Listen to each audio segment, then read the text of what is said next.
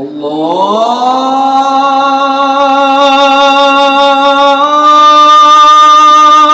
Akbar,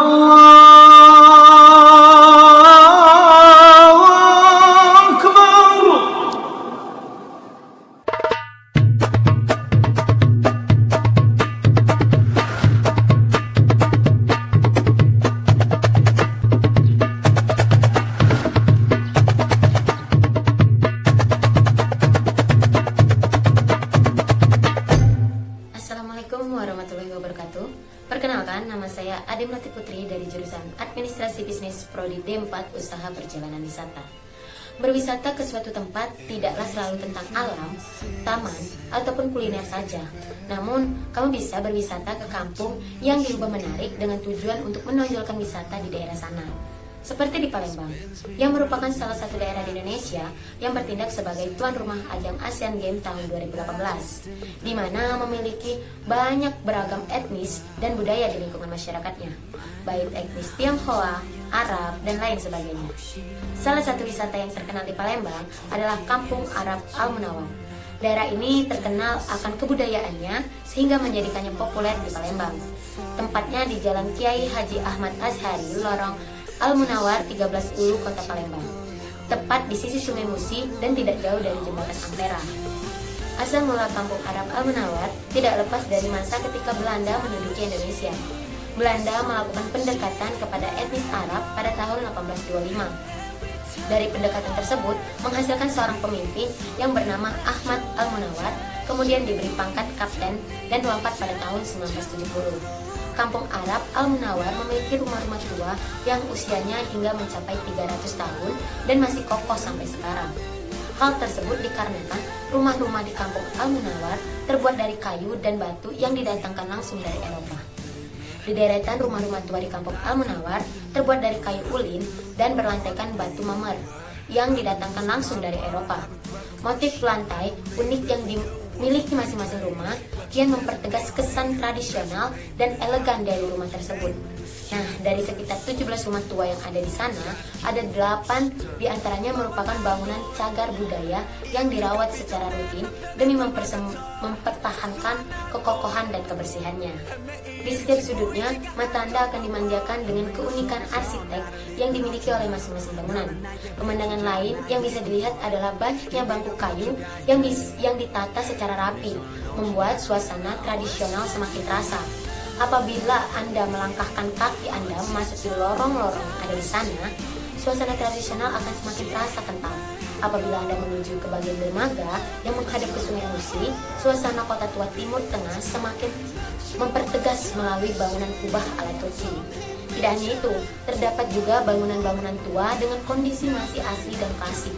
Apabila saat Anda memasuki lebih dalam menuju lorong-lorong yang sudah ditata cantik, menambah kesan kota tua menjadi amat kental saat dapat dijadikan untuk spot berfoto favorit Anda. Terdapat hal menarik di Kampung Al-Munawar ini, yakni tradisi yang tidak memperbolehkan anak perempuan menikah dengan orang luar kampung. Namun untuk pria diperbolehkan, sebab keturunan ayah sebagai orang Arab sangat kental. Nilai-nilai Islam menjadi tiang utama dapat dilihat dalam kegiatan-kegiatan sekolah. Hari Jumat yaitu merupakan hari libur, namun pada hari Minggu sekolah tetap berlangsung, yang membuat Kampung Al-Munawar menjadi salah satu destinasi wisata religi terbaik di Kota Palembang, yakni dari kegiatan kesenian seperti gambus, di mana akan terlihat menonjol pada hari-hari tertentu seperti Maulid Nabi, bulan Ramadan, dan Tahun Baru Islam. Di kampung ini juga terdapat makanan khas, yaitu nasi minyak dan campuran kismis beserta lauk pauk seperti gulai kambing, ayam goreng, sayuran, dan bahan-bahan lainnya. Di kampung ini juga terdapat kedai kopi yang menyediakan kopi khas buatan dari kampung ini. Bagi pengunjung yang datang, sangat disarankan untuk mencobanya, menikmati secangkir kopi dan ditemani dengan pemandangan indah Sungai Musi yang akan memanjakan mata Anda. Di Kampung Al-Munawar terdapat deretan rumah-rumah yang masih kokoh berdiri. Terdapat 8 dari 17 rumah tua ini yang masuk ke dalam cagar budaya. Ada rumah tinggi, darat, tipe indis, kembar darat, hingga kembar laut. yang konon usianya sudah lebih dari 250 tahun. Yang pertama yaitu kita bahas rumah tinggi. Rumah tinggi ini dibangun akhir abad ke-17. Rumah ini sangat unik karena berbentuk rumah gudang atau lantai yang tidak bertingkat, tetapi memakai atap limas. Rumah ini berdinding kayu dan bertiang kayu, dan terbagi atas 3 ruangan, yaitu ruangan depan, tengah, dan belakang. Bagian depan berupa teras terbuka yang bentuknya memanjang selebar bagian muka rumah. Bagian tengah terdiri atas ruang tamu, ruang keluarga, dan kamar tidur. Bagian belakang terdiri dari teras terbuka serupa berkilas pada rumah limas, rumah makan, dan dapur serta ruang terbuka. Teras terbuka memanjang di bagian muka rumah, merupakan salah satu ciri rumah Inggris yang dibangun bangsa Eropa di Nusantara. Bedanya, rumah ini didirikan dalam bentuk panggung bertiang, sedangkan tangga yang berada di kiri dan kanan rumah mengadopsi tangga rumah limas, tetapi dibuat saling berhadapan. Rumah ini merupakan rumah pertama yang dibangun oleh Al-Habib Abdurrahman Al-Munawwar. Nah, yang kedua kita akan membahas mengenai rumah darat yang dibangun pada abad ke-18.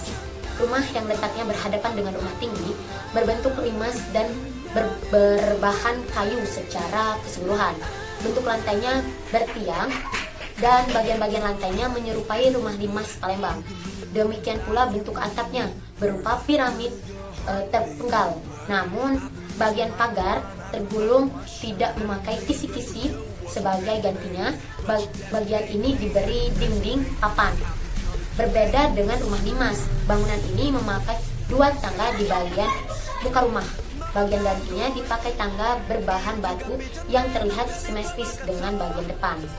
Dari teras, jika merujuk struktur rumah limas berupa pagar tergulung lantai naik ke satu kekijing dengan ukuran tinggi sekitar 30 cm. Ruangan kedua ini menjadi ruang tamu, dan ketika naik ke satu kijing lagi terdapat rumah keluarga dan kamar-kamar tidur. Ruangan-ruangan ini terdapat di satu bangunan rumah induk. Setelah dihubungkan dengan ruang terbuka yang merujuk ke ruang limas Palembang, berlantai kayu dan langsung ke tanah dan disemen. Naik satu tingkat terdapat bangunan lagi yang berfungsi sebagai rumah makan dan dapur atau pawon. Rumah darat merupakan rumah kedua yang dibangun Al-Habib Abdurrahman Al-Munawwar untuk putra pertamanya, yaitu Al-Habib Muhammad Al-Munawwar. Yang ketiga yaitu rumah batu. Rumah batu ini dibangun pada akhir abad ke-18. Rumah batu tepat berbeda dengan arsitek dan konstruksi rumah lain di kampung Al-Munawwar. Namun secara struktur ruangan, rumah ini mengadopsi struktur rumah limas. Rumah ini didirikan di atas fondasi bata dan beton yang ditinggikan. Struktur rumah yang berbentuk persegi panjang ini seperti rumah lainnya, terdiri atas 2 bangunan yang dihubungkan oleh ruang terbuka di bagian tengah. Bangunan bagian depan terdiri atas teras tertutup, ruang tamu, ruang keluarga, dan kamar tidur. Bangunan bagian belakang terdapat ruangan-ruangan yang berfungsi sebagai dapur dan ruang makan. Struktur limas tampak pada lantai rumah yang dibuat bertingkat. Dari teras depan, lantai naik satu tingkat untuk bagian ruang tamu, ruang keluarga, dan kamar tidur. Dapur dan ruang makan yang ada di bangunan belakang, posisi lantainya lebih rendah dibanding bagian lainnya. Hal yang cukup menarik adalah kesan pintu depan ruang ini setinggi 4 meter dan ubin marmer berukuran 50 cm x 50 cm yang diimpor langsung dari Italia. Model atap rumah ini adalah perisai, namun terdapat lerengan landai keempat turunan bubungannya. Rumah ini menjadi tempat berlindung semua warga kampung Al-Munawwar saat berlangsungnya pertempuran 5 hari 5 malam, tepat pada tanggal 1 sampai 5 Januari 1947, dan merupakan rumah ketiga yang dibangun oleh Al-Habib Abdurrahman Al-Munawwar, diperuntukkan bagi para putra ketiganya, yaitu Al-Habib Ali Al-Munawwar. Lalu yang keempat yaitu rumah kembar darat. Nah, rumah kembar darat ini dibangun pada akhir abad ke-18. Rumah ini merupakan 2 rumah dengan bentuk sama dan saling berhadapan. Posisinya menghadap ke Sungai Musi dan terbentuk lapangan luas sebagai pemisah dengan rumah yang sama yang menghadap ke utara. Rumah ini berdinding bata, sedangkan lantai 2 berdinding kayu.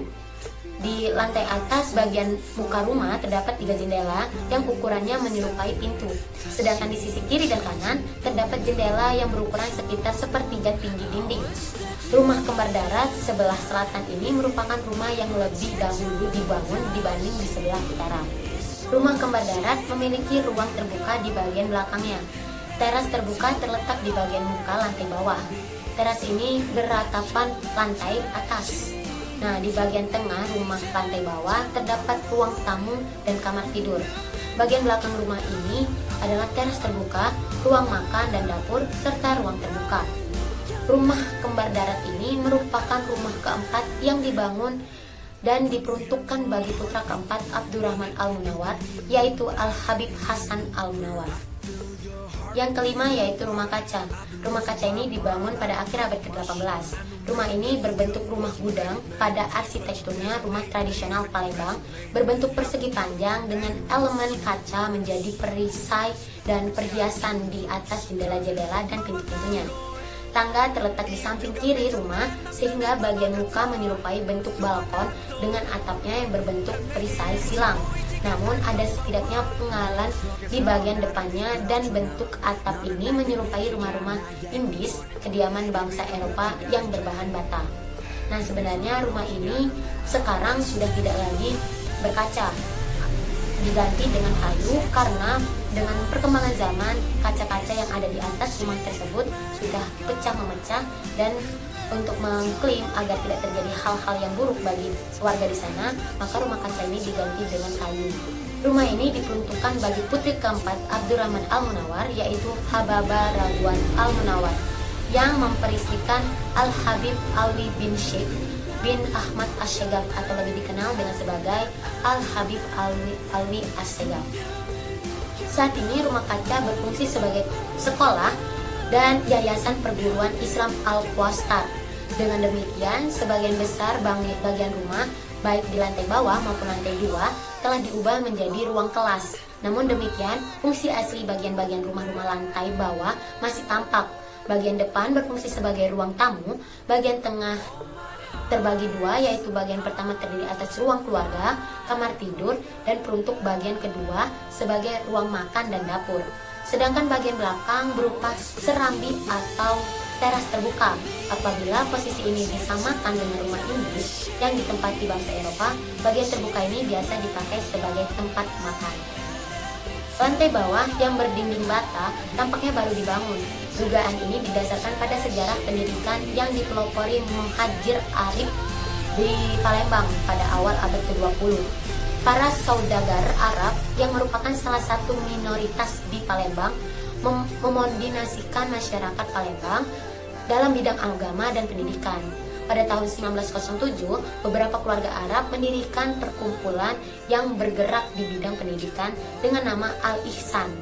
Ini dilakukan sebagai jawaban atas warga Palembang etnis Cina yang telah mendirikan sekolah terlebih dahulu.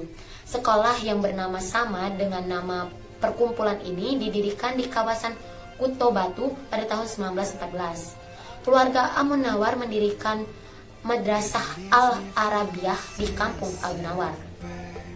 Nah, yang terakhir yaitu rumah kembar laut. Rumah kembar laut ini berdiri sejak abad ke-18. Rumah kembar laut merupakan dua buah rumah yang di tepian sungai Musi yang dibangun bersebelahan dengan bentuk yang sama dan dihubungkan oleh teras atau garang. Baik di bagian depan maupun belakang rumah adalah bentuk teras tertutup. Lantai bawah berdinding bata dan lantai atas berdinding kayu. Kedua rumah ini dibangun hampir bersamaan dengan bentuk yang sama di bagian barat. Nah, kedua rumah kembar laut terbagi atas 3 bagian, baik lantai bawah maupun atas. Di lantai bawah terdapat teras terbuka, di bagian depan bagian tengah terdiri atas ruang tamu dan ruang tidur, sedangkan bagian belakang terdiri dari teras terbuka. Di bagian belakang bangunan terdapat bangunan tambahan yang difungsikan sebagai ruang makan dan dapur. Lantai atas juga terdiri dari 3 bagian, yaitu bagian depan berupa teras tertutup dan bagian tengah berupa ruang-ruang yang berfungsi sebagai kamar tidur, sedangkan bagian belakang berupa teras tertutup. Nah, teras bagian depan dan teras bagian belakang juga berfungsi sebagai penghubung antar rumah. Model atap rumah laut adalah atap perisai. Nah, rumah ini diperuntukkan bagi putri pertama Al-Habib Abdurrahman Al-Munawar, yaitu Habab Alawiyah Al-Munawar.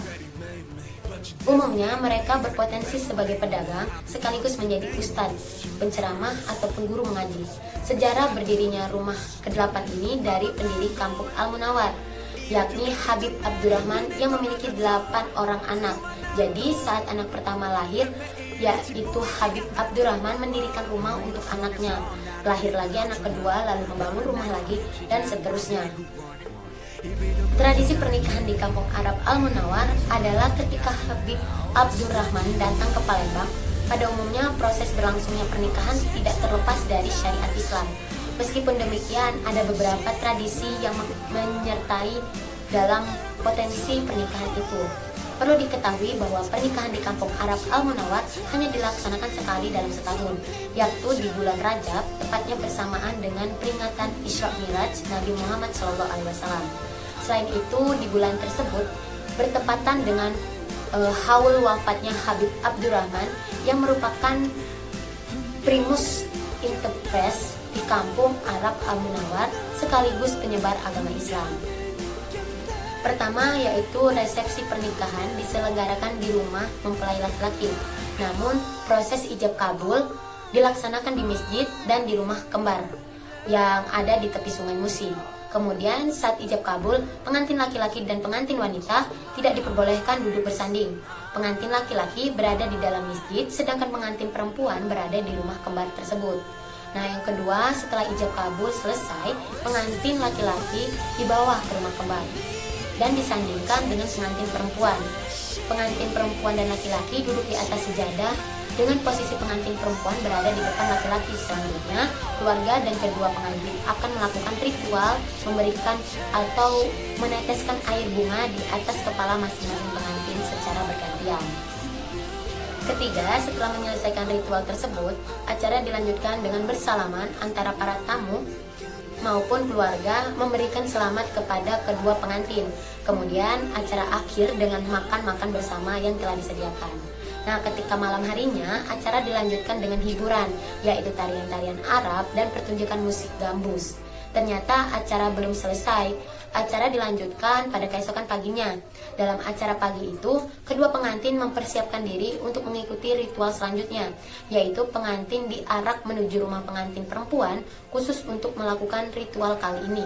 Hanya orang-orang laki-laki saja yang memperbolehkan mengantarkan pengantin menuju ke rumah pengantin perempuan, sekaligus mengakhiri proses pelaksanaan pernikahan. Nah, mungkin itu saja yang dapat saya sampaikan mengenai Kampung Arab Al-Munawar. Nah, untuk datang ke sini pun itu ada tarifnya, yaitu sekitar 5.000 satu orang. Dan jika ingin masuk ke dalam, untuk wanita khususnya itu menggunakan baju yang sopan serta jilbab, dan untuk laki-laki tidak boleh menggunakan celana pendek. Dan satu lagi, untuk di dalam tidak boleh foto bersama pasangan.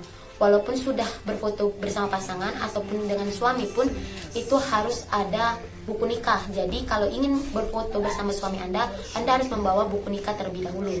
Nah, mungkin itu saja yang dapat saya sampaikan. Apabila ada salah-salah kata, saya mohon maaf. Dan saya akhiri dengan wabillahi taufiq wal hidayah. Wassalamualaikum warahmatullahi wabarakatuh.